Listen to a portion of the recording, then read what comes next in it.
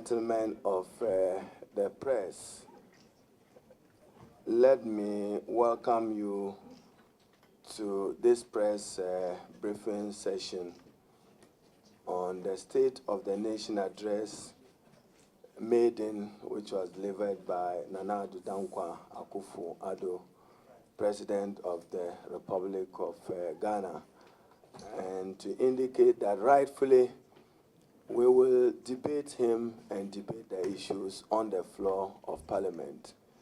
But it's important that we offer some immediate responses to some of the issues that he raised, some untruths, half-truths, and some outright misleading comment on the state of the economy.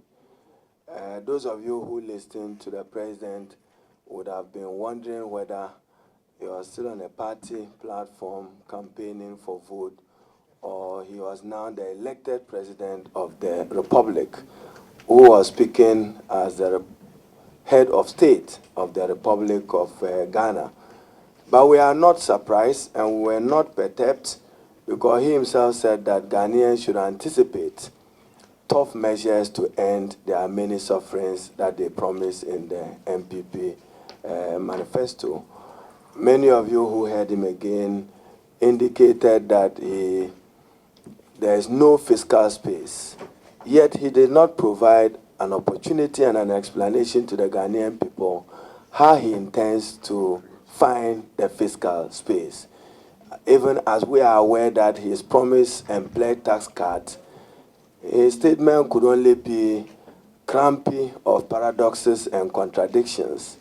In one breath, no fiscal space, no indication how he intends to find the fiscal space, even as we are aware that he would be engaged in tax cuts as he pledged.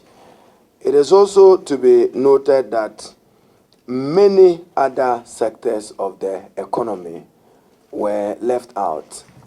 We heard practically nothing on housing, nothing on how to address the growing unemployment of our country, how he intends to improve revenue to match expenditure.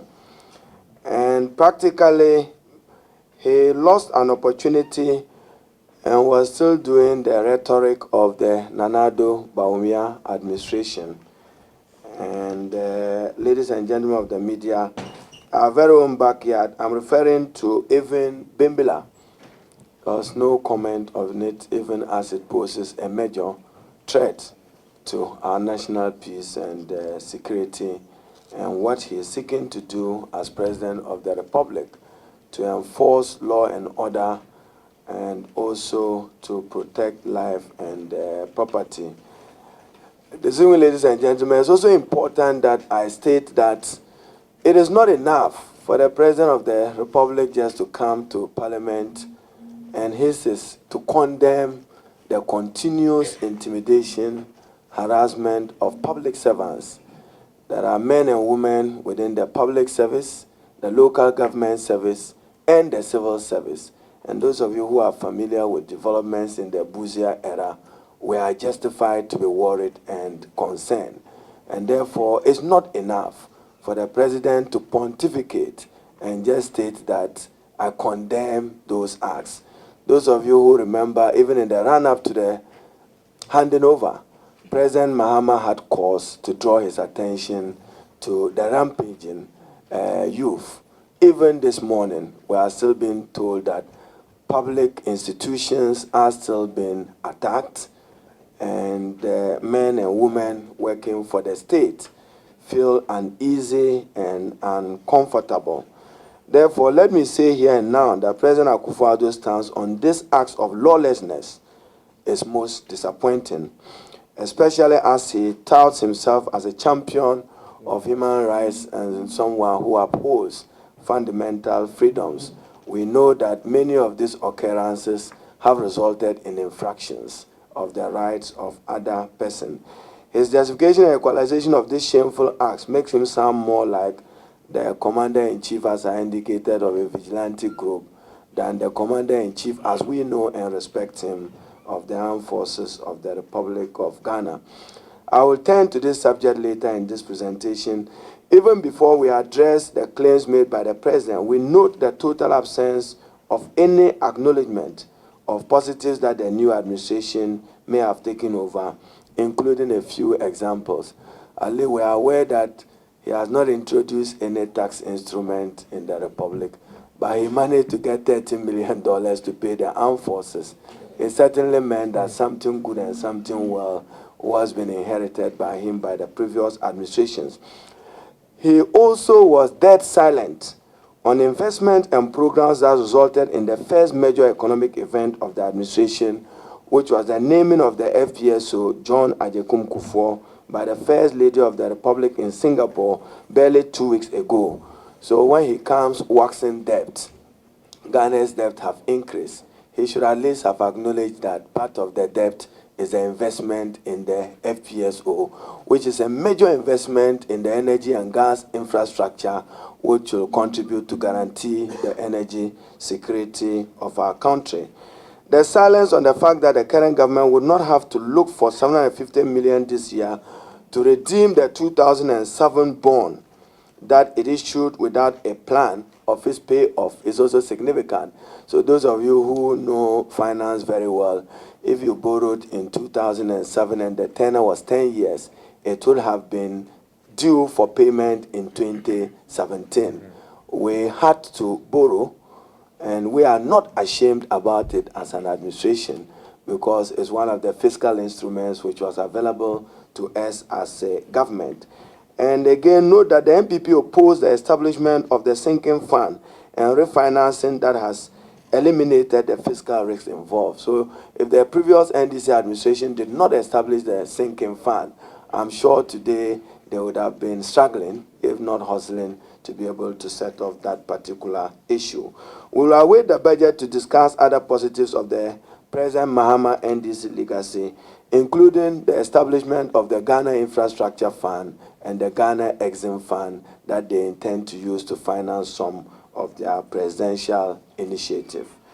I now wish to turn attention to some distortions and misleading claims contained in the SONA as he presented it. On the economy, President Addo Dankwa in his address yesterday continued, as I indicated, the propaganda partisan political path.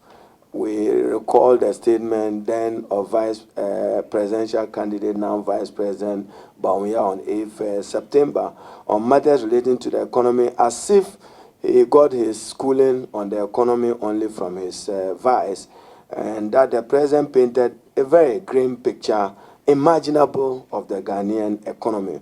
While this may have worked for him in his bid to be elected as president, it will not work for him as elected president. That's why I indicated that where he finds a fiscal space is what can assure the Ghanaian people how he intends to realize the many promises and pledges that he made to the Ghanaian electorate, and how he intends to finance many of those promises. We also know that three main claims dominated his delivery on the economy. First, he claimed that all macroeconomic targets under the IMF program had been missed, and this was a result of reckless expenditure on the part of the immediate past NDC administration. Curiously enough, he failed to itemize the so-called reckless expenditure. This was clearly so because such expenditure of the sort he described did not exist. But at least this time, he didn't say 7 billion was missing. He acknowledged that there was some 7 billion arrears. And even as you execute contract and ministries are forwarding claims to the Ministry of Finance, there would be some pipeline of unexpended but yet to be spent for expenditure. Therefore, it is not even for them to claim that 7 billion was missing. Now they acknowledge that is arrears. The president also claimed that the NDC administration accrued 92% of our current debt portfolio, which he pegged at 122 billion Ghana cedis, or 74% of GDP. He also repeated a false claim first made by his vice president now, that some 7 billion, as I indicated, had not been accounted for. So now it's not that it's not been accounted for, but they acknowledge it as arrears. On the claim that missed deficit growth and debt targets were due to reckless expenditure, we wish to respond by describing them as unfounded. and not based on facts. First of all, a budget deficit is essentially the difference between revenue and expenditure expressed as a percentage of GDP. It stands to reason, therefore, that if one kept to budgeted expenditure and ran short of the required revenue, a deficit will arise, which cannot be attributed to recklessness on the part of the previous government. But at least on record, the NDC government was forthright with Ghanaians. Those of you who are familiar with the mid-year review that then Minister of Finance, Honorable Setekbe, gave, and President Mohammed's last State of the Nation address on this issue. And then the tearing of the FPSO Kwame Nkrumah, that also affected gas supply and exports of crude oil. The lower than expected oil production also contributed to shortfalls in the annual budget funding amount and oil-related revenue, and inflows of donors arising out of our new status as a middle-income country. The stance taken in Parliament was first in our fiscal history and more so in an election year. This cannot be attributed to government acts of omission or commission. The 9% budgeted deficit recorded for last year, while not what was projected at the beginning of the fiscal year, we indicated 5.3%, but no, it represents a significant reduction from the 11.8% recorded in 2012. So at least, even if it's inheriting a fiscal deficit, it's not as worse as was the situation as we took the second part of our administration. With regards to the growth rates, certainly also for the record that the NDC in 20 might lower than the 15% the MPP left in 2009. So it's also important that even if you look at fiscal deficit, he is talking about 10% that he thinks that he has no fiscal space. Is better than the 15% that the MPP left in 2009. With regards to the growth rate, it is important to stress that the Ghana Statistical Service, which is the primary source of data on economic management in Ghana, on whom even development partners rely for information on our economy, are yet to release figures for the last quarter of 2016. So whatever statistics you are sharing with the Ghanaian people, by our judgment, ought to have been Christian provisional, because we will wait for the end of year determination of that data by the Ghana Statistical Service. But even the 3.6% quoted by President Adudanka, if not being provisional, we remember, of course, that political expediency led President Akufo-Addo and his vice president to constantly bastardize the Ghana Statistical Service. Today, like it or not, they will be obliged to work with statistics from that state institution. I needn't add that the NDC holds a record for the highest ever growth rate in the history of Ghana. In 2011, the economy grew at 14.4%. So we've contributed to the growth of the economy before, and you must appreciate what global dynamics meant for the growth of the Ghanaian economy. And even what is reported to have stated is about better than what pertains in the Africa region. Even the figures that were quoted by him for 2016 is higher than the West African average. I mean, for purposes of emphasis, it is not just Ghana, but many of the West African countries labored behind in their growth rate. We remain optimistic that our projection in 2016, which was affirmed by the IMF and the World Bank, is attainable, and therefore we look forward to the statistics. The President failed to acknowledge the high growth projections for this year by the IMF and the World Bank and a host of other international bodies based on the gains made by the immediate past NDC administration. So even whilst he paints a grim picture of the economy today, the prospects, as we indicated, look very bright into the medium term. On the IMF program, we find it curious that President Nana Addo Dankwa did not repeat his emphatic statement on the campaign platform that he will review the program because it was inimical to our nation's interests. At least he's shifting the goalposts now, one to be talking about renegotiating and extending the 3-year external credit agreement. We believe that it's only expenditure reprioritization and commitment to fiscal consolidation that can get the economy on the right path. words that he probably lost to state to the Ghanaian people yesterday. Following on the heels of a revelation by the Minister for Monetary and Evaluation, Dr. Anthony Akufo-Addo, said that the NPP government was currently involved in negotiations to extend the program to 2018. That's the IMF program. It is clear that the Nana Addo Dankwa government has broken yet another campaign promise. It was as if even having a relationship with the IMF itself was problematic. Now we are assured that they want to continue and even want an extension. We will monitor very closely what benchmark they will seek to achieve. I wish to turn attention and spend some time on the present claim about our debt position as a country. For many years, the NPP, led by then vice presidential candidate and now vice president, as I indicated, peddled and concocted dubious debt calculation formula, which seeks to paint a completely misleading picture about our debt profile. In any case, the NPP, even in the State of the Nation address, did not share with the Ghanaian people a sustainable debt management regime or program as they want to do. He merely repeated this narrative yesterday in a bid again to malign the NDC administration. What the two leaders have done is to quote a relatively small figure of 9.5 billion as what they left in 2009 and quote a nominal 120 billion as what currently represents our 122 billion as what currently represents our debt. To the uninitiated mind, this will simply mean that 112.5 billion or 92% of our current debt stock was accrued by the NDC administration. This is a false impression that the Nana Addo Dankwa, the president and his vice, wants Ghanaians to accept as the status of our debt. The reality, however, is that the kind of analysis is deeply flawed and has no basis in sound economic analysis if the intent is not to deliberately mislead the Ghanaian people on the position of Ghana's debt.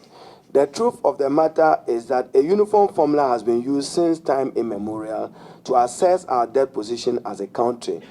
Ghana borrows in multiple currencies, special drawing rights, dollars, pounds sterling, euros, among others, from foreign sources and cedis from domestic sources. So you don't borrow foreign exchange locally. Even Ghanaians who are not fiscal experts appreciate that foreign exchange rate that compares the value of the cedi against these relatively more powerful currencies has differed between 2009 and 2016.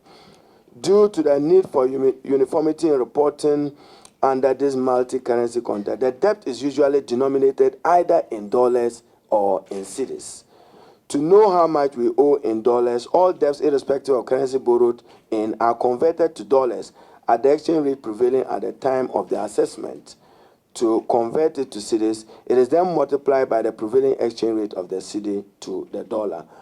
To further illustrate this point, let us take the total debt of Ghana as of January 7, 2009 in dollar terms. It was 8.75 billion US dollars, even after nearly 4 billion was wiped off as a result of the HIPIC initiative. So get it right, even though they had 9 billion standing, as a result of debt forgiveness under HIPIC, 4 billion of it, they were forgiven for it.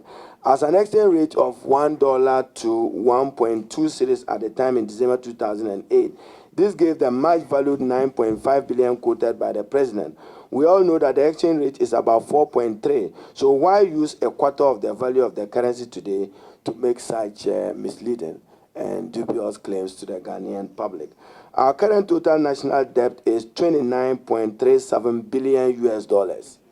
28.37 billion. I repeat it, our current debt stock stands at 28.37 billion US dollars, which is at the current exchange rate of 1 cedi to 4.3, gives the 122 billion President Addo mentioned in his address. These misleading claims about the contribution of the NDC to these debts stems from a mathematical and economic deception performed by Dr. Bamia when he holds a cedi constant from 2009 to 2016 and pretends as if 8 billion led by his party in 2009, which forms part of the current 28.37 billion, has not been affected by exchange rate movement over the last 8 years. In actual fact, the total contribution of the NDC to the national debt stock can be obtained by subtracting the 8.075 billion left by the NPP from the 28.737 billion US dollars, which represents our total debt at the moment. This gives 20 billion US dollars or 87 billion and not the figure of $112 billion. I hope that the media, you are following the analysis of using the cedi as a denominator relative to the exchange rate, and then appreciating what was their contribution of an 8 billion US dollars to the debt at the prevailing cedi and exchange rate at the time compared to ours today. It's been a strategy of the NPP to deliberately ignore the fact that these monies borrowed have been used to finance the largest provision of economic and social infrastructure in Ghana's history. Our commitment as a government was to build a solid, robust infrastructure to stimulate economic growth and to create employment. And I could go on and on. This debt will include circle interchange, it will include Kaswa, it will include Tamale Airport, it could include over 800 million of the gas infrastructure, and it could include Chibi water project. So in the process, real value was added to the economy and thousands of jobs have been created. No government has spent more to provide such critical infrastructure as roads, schools, hospital, transportation, housing, water, communication, among others, than the previous NDC administration. So again, distinguished ladies and gentlemen of the press, Nana Addo Dankwa was only interested in declaring to the Ghanaian people liabilities without acknowledging assets that he was getting. So much of this money was spent to build robust infrastructure, many of it which he will soon start commissioning and cutting salt for them to begin. Yet he's not able to acknowledge that it is part of these resources. I mean, you've seen airport expansion project, you've seen Takoradi Port expanding project, and many others. It perhaps informs us again President Akufo-Addo's inability or unwillingness to speak about these crucial sectors in his address. That's why nothing was said about communication, nothing about housing, nothing about water, nothing about sports, nothing about roads. Then we've been told that he now has a ministry for sanitation and a ministry for Zongo affairs, and how he intends to deal with many of those issues. We also were told that we should expect in the budget how he intends to give meaning to his policy initiative of one village, one dam, one district, one factory, even as he himself admits that he has no fiscal space. It's ironical that having made such loud noises about borrowing and vowing not to borrow, the NPP has indicated its intent to borrow a colossal 17 billion from the domestic bond market in the first quarter of this year alone. This amounts to 14% of the entire debt stock owed by Ghana since independence. So that's why I posed a question yesterday that as he remains silent on, I have no fiscal space, yet how do you intend to finance your expenditure? When he himself indicated that 96% of government revenue is spent on three core items. 99.6% was spent on three core items: salary and compensation and salary administration, servicing of accruing debt, interest on debt, and then statutory funds. In an unfortunate twist to this year, SONA, President Akufo-Addo repeated the inaccurate claim that I've dealt with the 7 billion issue. And whenever the President's, ladies and gentlemen, on the economy, he was patently one-sided, as I've indicated, only interested in saying that Ghana owes this much, without accounting for what the money so borrowed have been used for. He failed, for instance, to speak about inflation. This was a clear, silent acknowledgement of the NDC's superiority when it comes to keeping inflation under control. We are, after all, the party with the best record in terms of having the longest sustained period of single-digit inflation, as many of you will recall under President Mills. Since the last quarter of 2016, inflation has been on a steady decline, falling to 13.3% in January 2017 from 15.4% in December 2016. December 2008, when the MP was exiting office, inflation was at 18%. And the president was also silent on the depreciation of the cedi, which has become a major source of concern for Ghanaian businesses and the Ghanaian community. So you will soon witness an epileptic fall of the cedi because they can't hold on to the strength of the Ghanaian cedi, even as they lack monetary and fiscal policy interventions, particularly monetary policy to tame inflation.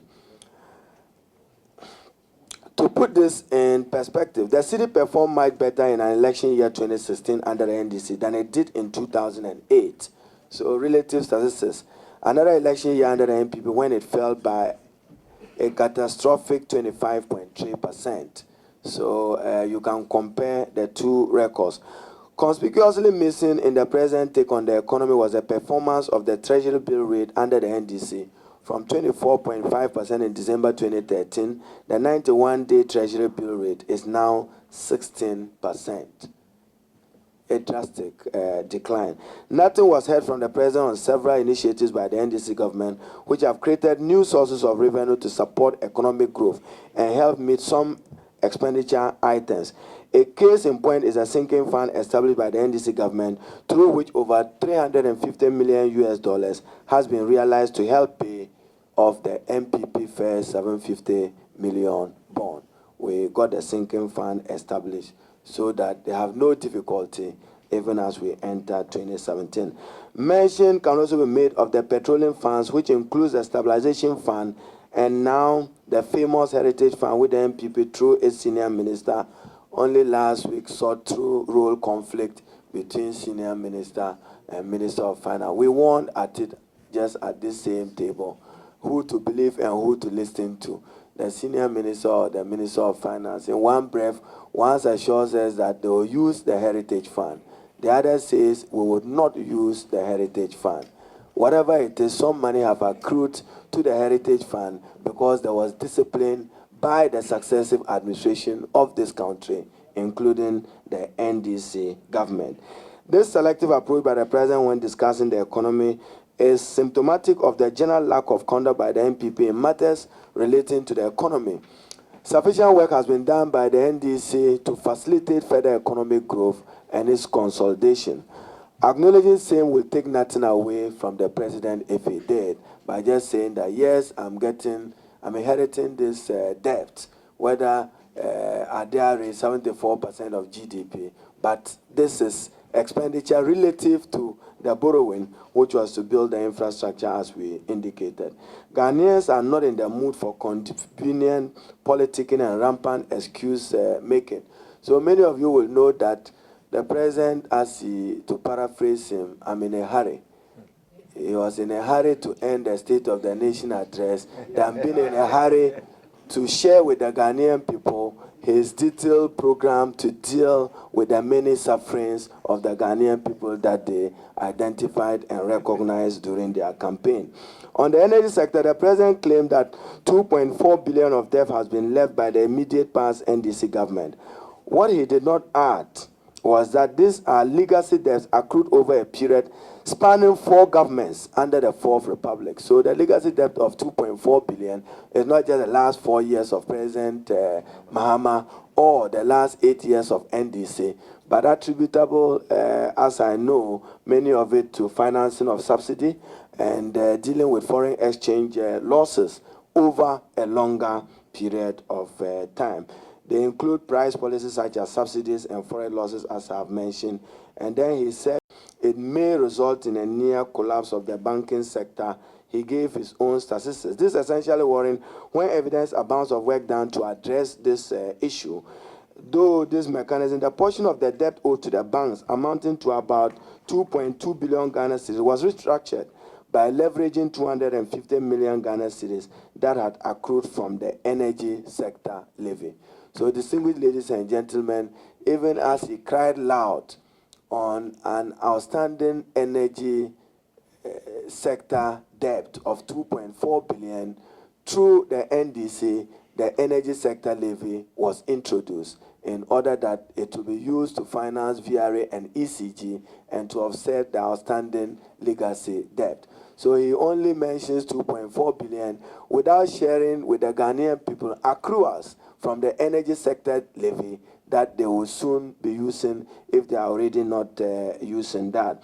It must be recalled that President Nana Addo and the MPP promised while campaigning to scrap the energy sector levy. In the course of review of the appointees here, we've had people speak with the double size of their tongues. Some will scrap the energy sector levy, others will maintain the energy sector levy. But whatever it is, we offered a solution to deal with the outstanding energy sector levy, to deal with the outstanding energy sector debt through the introduction of the energy sector levy.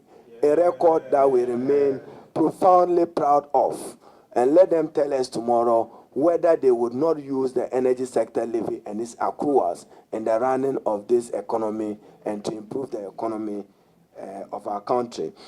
Through this mechanism, the portion of the debt owed to the banks amounting to about 2.2 billion have stated that we restructured 450 million US dollars of debt owed suppliers. This gave the banks and the utilities substantial breathing space. So thanks to the energy sector levy, there's been some improvement. It must be recalled that President Akufo-Addo and the MPP, as I said, promised that they were going to scrap the levy. We will look forward to the budget statement and see what they can share with the Ghanaian people. It is noteworthy in opposition that MPP claimed to be opposed to the Compact 2, which was signed by Ghana with the Millennium Challenge Corporation, which focuses on concession program for the Electricity Company of Ghana. Whilst in opposition, yesterday he was smiling whilst he says that the Compact 2 is enforced. It's enforced because President Mahama took part in the US-Africa Summit and signed onto Compact 2 to reform the energy sector and for a better energy sector.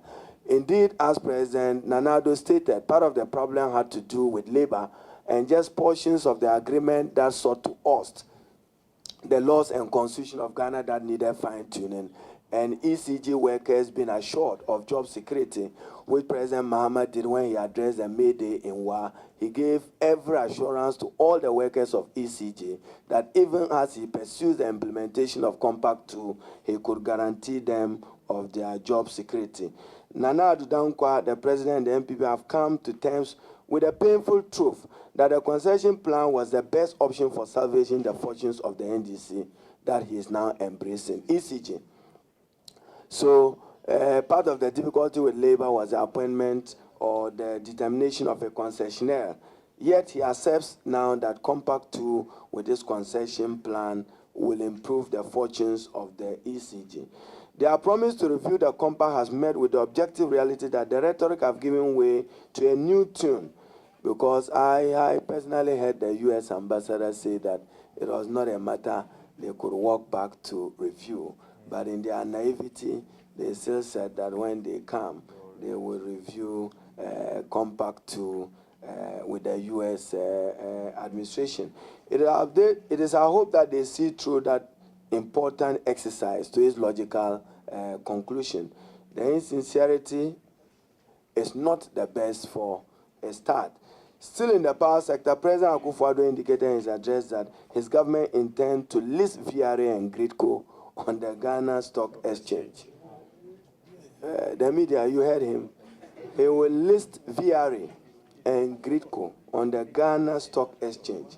We are convinced that this is only euphemism for the wholesale privatization of both vital state power companies. ECG concession, they said hell must break loose. Today, VRA and Gridco will be on Ghana Stock Exchange, short of telling the Ghanaian people that it will soon be offered for sale. We will monitor them closely and see what the outcome will be. And We will engage him thoroughly with a national debate on his expressed intentions on these major state institutions of the VRA and GRIDCO. Employment and job creation. The President SONA was particularly keen on employment, so he smartly was deferring to budget. We'll see what employment will be offered in the budget statement. Beyond the repetition of his campaign promises, it is even more disconcerting to them that some of the very first steps taken by the Nana-Addo have served to render thousands of Ghanaian youth lawfully employed under the NDC government jobless.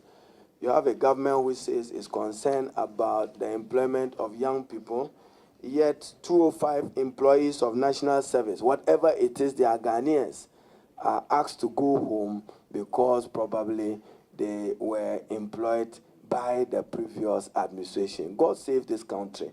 I mean, you cannot start a recruitment process in the morning and end in the evening. We all know what goes through procurement processes in terms of advertising, interviewing, and others. So this could not be judged as a decision of the day they were offered employment letters.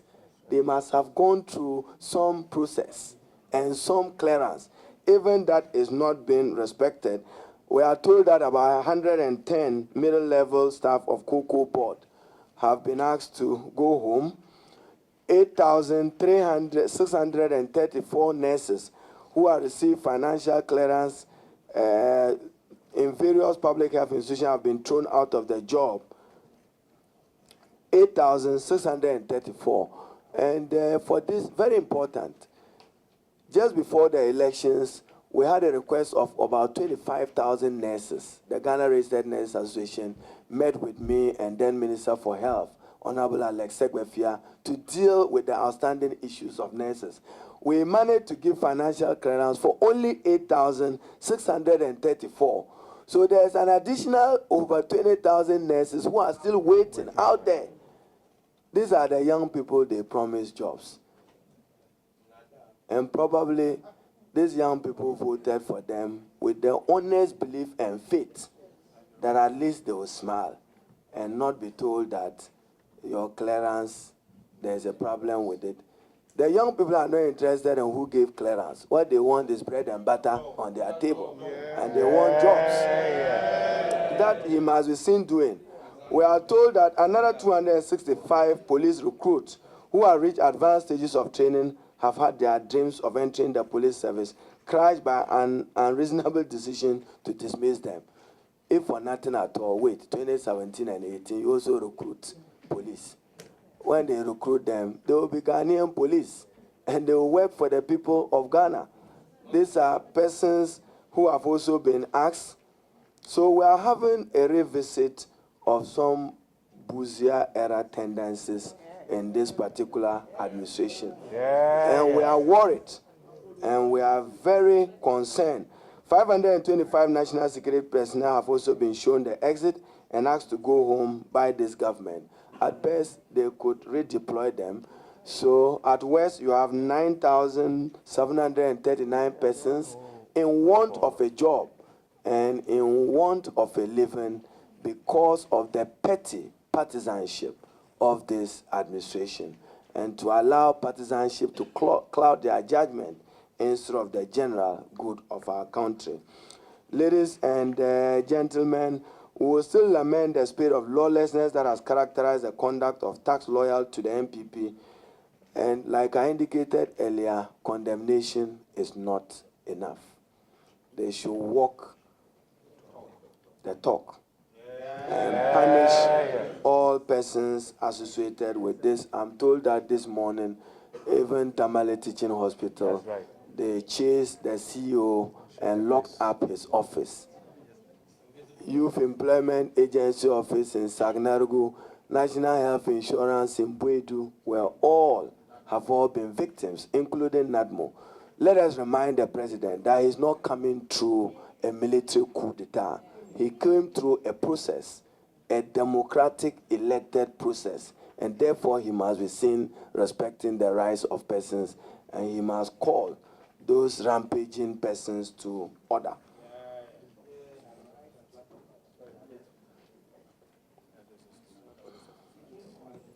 The activities of these miscreants came to a shocking crescendo when they assaulted a senior police officer, ASP Nareka Bruce at the Flagstaff. Nanka Bruce at the Flagstaff House while the latter was going about his normal duties.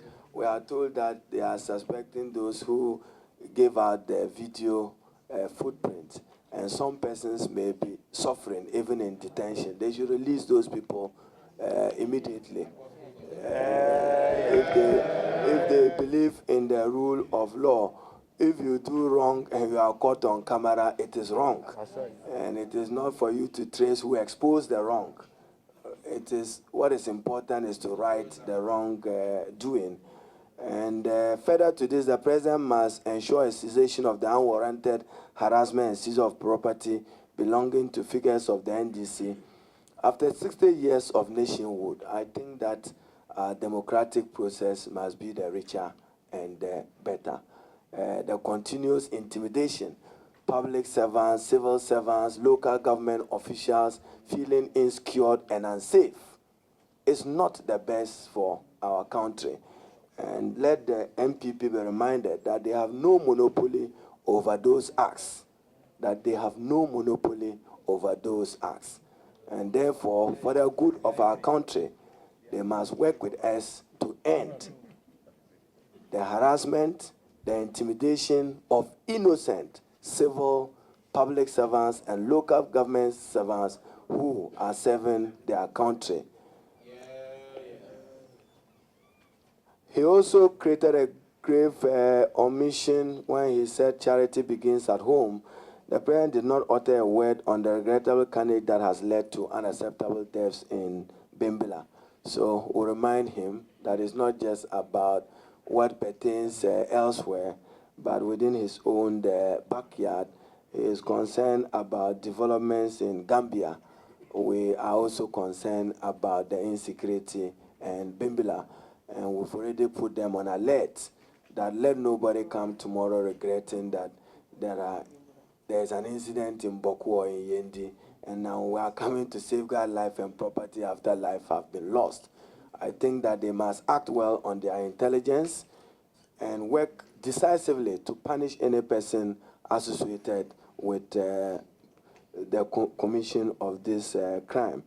Equally worrying was the president's failure to touch on Ghana's position on major geopolitical happenings, particularly in the SAP region.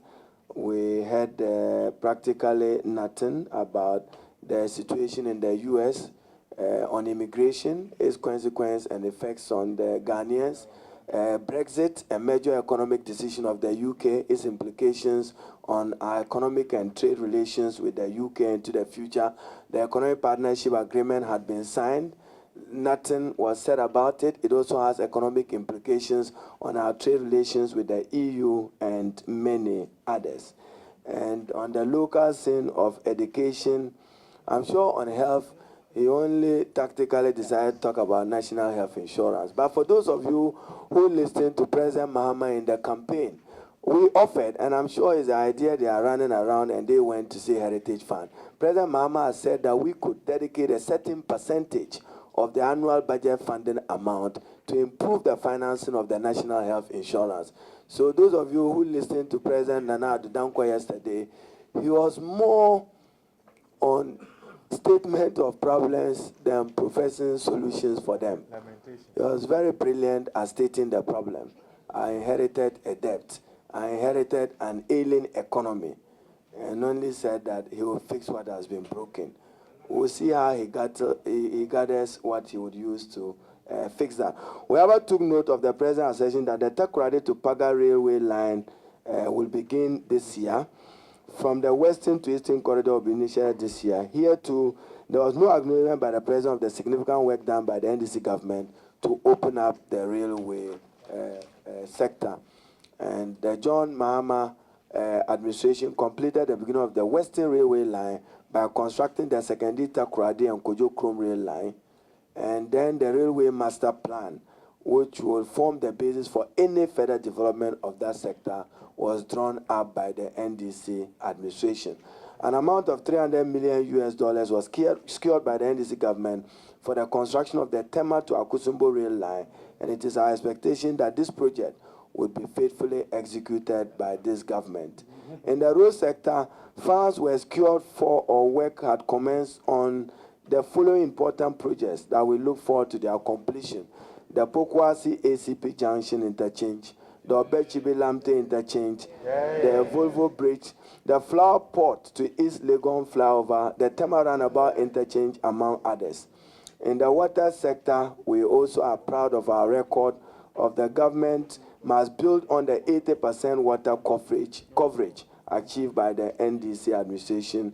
We know that we approved $35 million for the Damongo water project, and we expect that they will commence work to end the suffering of the people in that part of northern region. We note that the president and his men sought refuge in the budget statement. 10 days is only 9 that separates days. So we will count the 9th, and then we'll see what the budget will be able to offer in terms of their many promises. So, distinguished ladies and gentlemen, there are aspects of the text that I would endeavor to, my Idrisu is spelled with one S, just take note of that, because that is personal to my name. But let me conclude that even on senior high school, beginning in September, let the president and the NPP be reminded that those wanting free senior high school is not only the people entering in September, but every Ghanaian student in a senior high school deserves to benefit from the free senior high school on equity principles, and therefore they should come with a budget. Even as they contemplated heritage, for how long, how sustainable was that? We know they are running to look for other options to be able to finance that. But annual budget funding amount, we know as a country, even the heritage and some of the oil-related funds, we have said that don't touch them until after 15 years. In their desperation, if they had come to use heritage, they would have tinkered with the Petroleum Revenue Management Act, when in fact we have not been able to do that. So on senior high school, we are reminding him that noble idea, that he can provide quality, free senior high school education. But as he keeps saying in September, there are students who are in senior high schools who are anticipating, rightly so and deservingly so, to benefit from his pledge of a free senior high school. He should keep them in his budget contemplation, how he intends to provide the free senior high school. We will be waiting for his financing option. But for distinguished ladies and gentlemen of the media, if you have a president who is crying that I have no fiscal space, yet he is accommodating new presidential initiative that is promising to finance, who has bastardized borrowing too as an option. So you see, he will be between the deep sea. He cannot borrow. He wants to cut taxes. He has no fiscal space. The end of his contradictions. We are open for questions now, distinguished ladies and gentlemen. Colleagues and gentlemen from the media, colleagues for... Nana bro, Nana bro, Nana bro, Nana bro, Nana bro. Thank you very much, colleagues.